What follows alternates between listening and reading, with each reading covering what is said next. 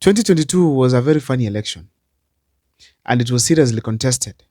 It's an election that used a lot of money, resources, power, and energy. So, in a nutshell, this is where President Uhuru Kenyatta, the outgoing president, was supporting someone else and left his deputy. And now the deputy was battling it right, left, and center to ensure that he has gotten into power. Of course, with the slogan that he has never lost any election in the entire country. So President William Ruto found his way to become the president. However, upon ascending into power, he realized that the majority seats of members of parliament are not on his side. And probably to run a government without the majority, it is not easy. He managed to lure to his side some of the members of parliament from those small parties. And actually, they resulted to having a majority, of course, by agreement. But the fact remains that Azimio had so many agreements that they had made before elections. And these agreements that they had signed with these small parties were not supposed to be terminated immediately after election or even just before. There's a certain period that is provided from what they had agreed and from the register of parties that this, if you want to quit, there's a certain period you're going to quit the party after. So when William Ruto got into power, they got to agree with some members of parliament or some parties, but in real sense, it was not already done or finished from the register of parties. But nevertheless, Wetangula, a legislature, a lawyer, a senior person, a senior politician, decided to also, together with William Ruto, work together to seriously undermine the constitution of the Republic of Kenya by simply deciding that the majority of members of parliament, belongs to William Ruto's side. He literally announced it, yet he knew very well it was unconstitutional. And this is where this government got it wrong, being unconstitutional. Perhaps I feel strongly that if William Ruto could have left the majority to be on the other side, probably could be making good laws and having serious good agreements on the table in parliament. You know, right now people say the parliament is captured. And it's simply because most of these people were bought to William Ruto's side, so they could not oppose anything from William Ruto.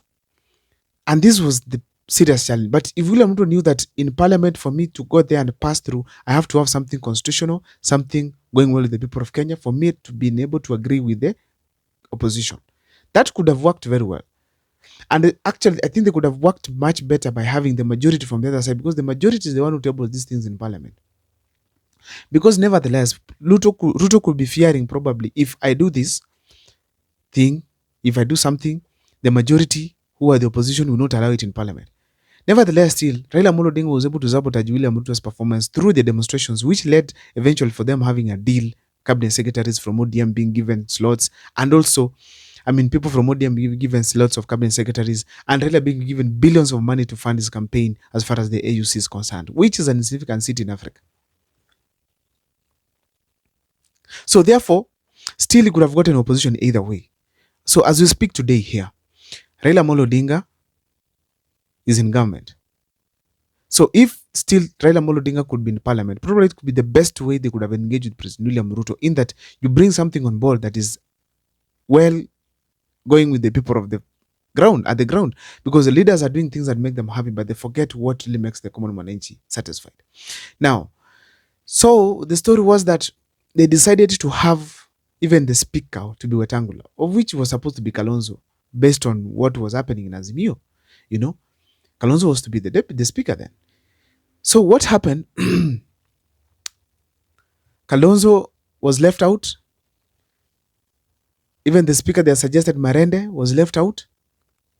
And as a result, Kenya Kwanza took the majority seats, and they've subsequently elected the speaker.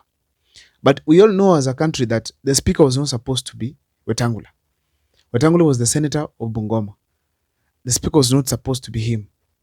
So it was unconstitutional in real sense by announcing, who is the speaker now, by announcing that the majority side was Kenya Kwanza. Excuse me. So apart from that, Wetangula is now the current the current party leader of NARC Kenya. So being the party leader of NARC Kenya, the constitution does not allow that. If you are a party leader, you quit that seat before you get the neutral seat of the speaker. Because they say if you were meant to be a party leader, probably you are going to do what? To face one side and ignore the other in parliament. You're going to be partisan. And that is the biggest problem we have right now in the current regime, where we have partisan judgments, partisan siding. I mean, the speaker is not doing well as far as the leadership of the house is concerned. Everything he does, even going to campaigns with William Ruto in Western region, very wrong. They have completely decided to be against the constitution.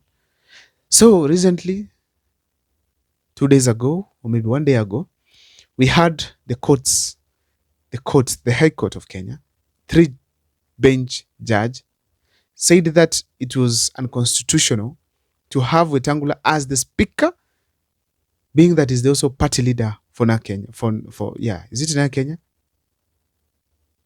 Ford Kenya. Sorry about that for the mistake I made. It was Ford Kenya.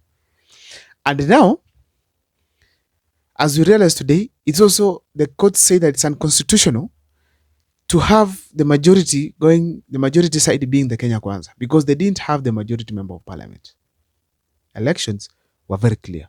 So as a result, we realized that the constitution requires now, or the courts require, there should be change of seats. If the Speaker of the National Assembly should be elected again. If it is unless Wetangula quits, of Ford Kenya. If it is the issue to do with the seats, like the committee seats, they should be relinquished and then they go to the majority.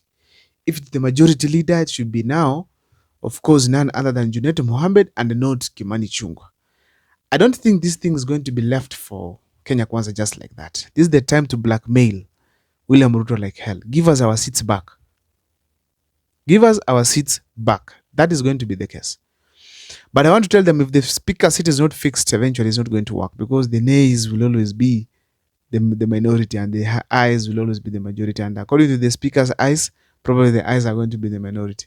So therefore, we must be clear here that as we speak today, the constitution has to be respected, but especially those who ensures that they have made laws. And those are the legislators of this country. So if Wetangula goes ahead to ignore the orders from the courts and they say he will not resign, then likely that we are putting this country at risk, because we can't have the police inspector of police ignore the constitution.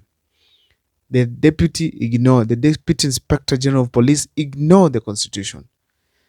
The president ignores the constitution. Then we again have the speaker who made law, who oversights the making of laws in parliament, also ignoring the constitution. That probably put this country at risk. And therefore, we ask our legislatures to do the right thing, give Azimio what it belongs to it, and make Kalonzo what is supposed to be, or maybe make Marende to become the speaker. And as a result, we want to see proper respect to the constitution of Kenya. And that is what Kenyans are looking for. And actually, I was even saying here that people can call for Justice David Maraga to become the president of Kenya simply because of the respect for the constitution. I don't know what's your take as far as this city is concerned, but it has to be relinquished and go to the other side. My name is Abel Mekwa. See you next time for more videos. Please make sure that you subscribe, like, and comment, because that is the best support you can always give this channel.